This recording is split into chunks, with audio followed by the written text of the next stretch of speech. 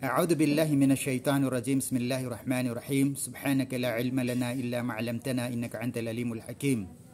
Mga magulang at mga kapatid sa pananampalatayang Islam, Assalamualaikum warahmatullahi ta'ala wabarakatuh. Mga kapatid sa pananampalatayang Islam, kabilang po sa kasalanan sa Allah na maaaring maging dahilan ito upang ang tao ay maparusahan sa apoy ng impyerno ay ang tinatawag na panunumbat.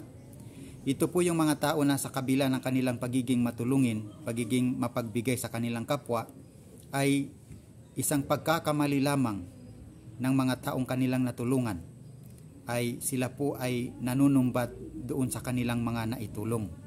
No? Ito yung mga tao na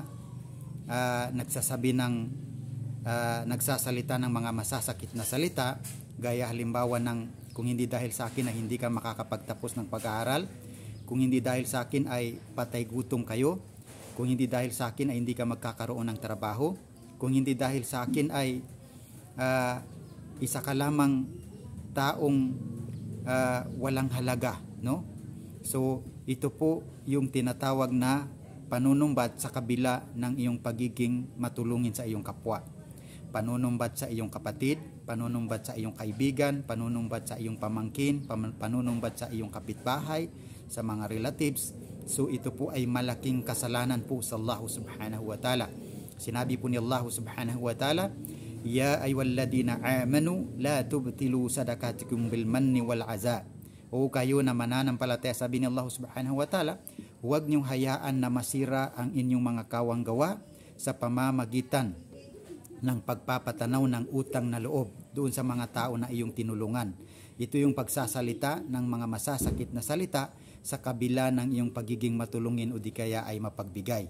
Sinabi rin ng mahal na propeta Muhammad sallallahu alaihi wasallam sa kanyang hadith na salasatun la yadkhulul jannah, tatlong uri na mga tao na hindi makakapasok sa paraiso, at isa po sa tatlong uri na yan, mga kapatid sa pananampalatayang Islam, wal mannanu bima a'ta, sabi ng mahal na propeta. Ang ibig sabihin, yaong mga tao na nanunumbat sa kanilang mga naibigay na kabutihan.